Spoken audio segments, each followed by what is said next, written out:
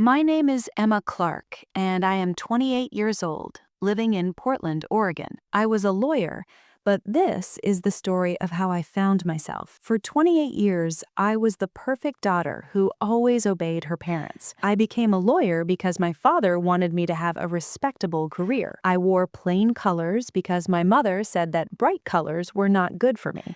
I dated Michael for 3 years because my parents liked his family and their social standing. But I never really loved him or felt anything more than just mild fondness. Every choice in my life was made by someone else, never by me or my wishes. "We only want what's best for you," my mother always said with a caring smile. And I always said yes, nodding quietly and doing exactly what they wanted me to do. Everything changed on a Tuesday evening when my whole world turned upside down completely. I was eating dinner with my parents, picking at my roasted chicken without much appetite. My father cleared his throat, which was the signal that something important was about to happen.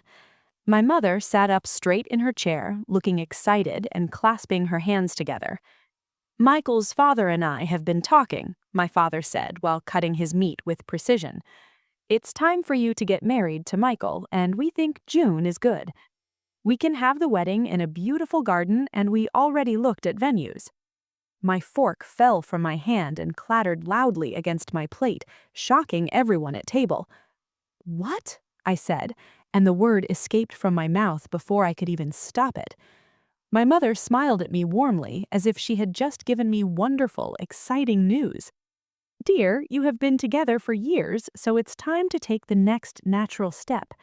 Michael is perfect for you because he has a good job and comes from good family. We already looked at wedding places and made some plans, so everything will be perfect." Something broke deep inside me at that moment, like ice beginning to crack on frozen lake. It felt like ice cracking and spreading, breaking everything I had built my whole life upon. "I don't love him," I said quietly, but my words hung heavy in the silent air. My parents both stared at me with shocked expressions, as if I had spoken in foreign language.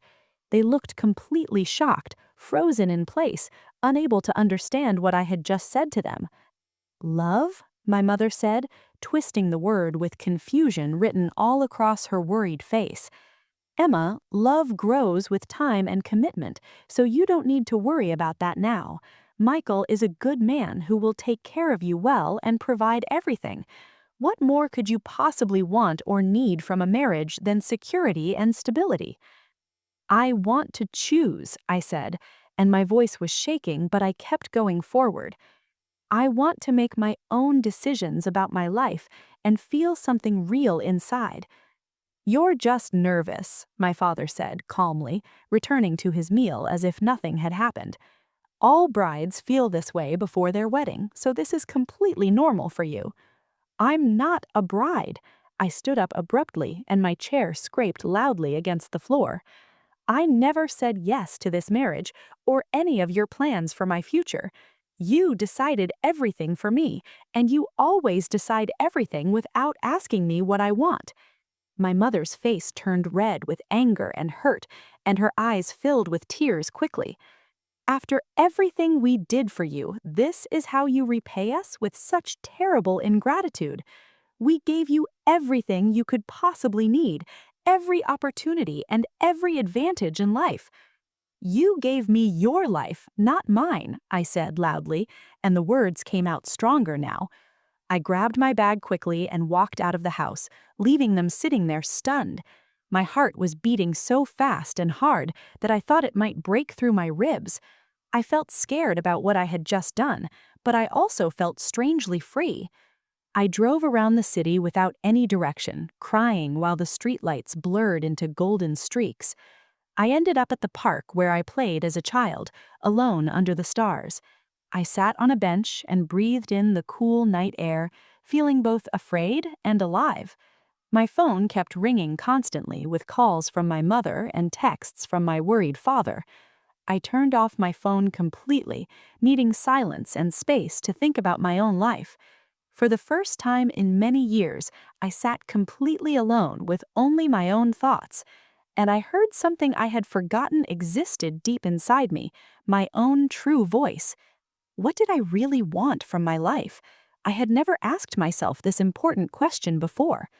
I loved to draw when I was young, filling sketchbooks with designs and colorful art pieces. My mother always said drawing was just a cute hobby, nothing important or serious for career. I loved drawing before law school, before all the expectations started weighing me down so heavily, before I started doing what everyone else wanted instead of following my own heart and dreams. The next morning, I didn't go home to my parents or back to my old life. I stayed in a small hotel room and sent one simple message to my parents clearly. The message said, "I need time," and nothing more than those simple, honest words from me. I called Michael that afternoon and told him the truth about how I really felt inside. "I can't marry you," I said gently, trying not to hurt him more than necessary now.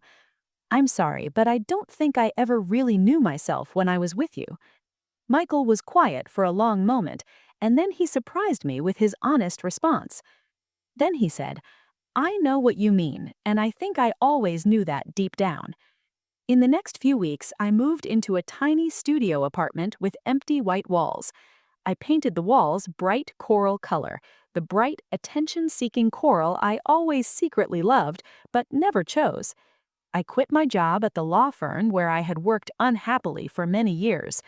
I started taking art and design classes at the community college, learning what I truly loved. I cut my hair short because I wanted to see how I looked different and free. My parents were very angry with me and said I was ungrateful, selfish, and completely foolish. They said I was throwing away everything they had worked so hard to give me. My mother cried a lot on the phone, and my father stopped talking to me entirely. It hurt so much some days that I wondered if I had made a terrible mistake. Some days the pain was so bad I thought about going back to my old life. But then I would wake up in my coral apartment with sunlight streaming through my windows. I would wear my new yellow dress that I had bought on impulse at the store. I would sit at my desk and draw, creating art that came from my own heart. I felt scared about the uncertain future, but I also felt something completely new inside: hope. I was finally speaking my own words and saying what I truly felt in my heart, and I was learning to listen carefully to myself for the very first time ever. That was 2 years ago, and so much has changed in my life since that day. Today, I have my own small design business here in Portland, creating art I love daily. My parents and I talk again now, slowly, carefully, rebuilding our relationship on my own terms. And every morning, I wake up knowing that this life I'm living is truly mine.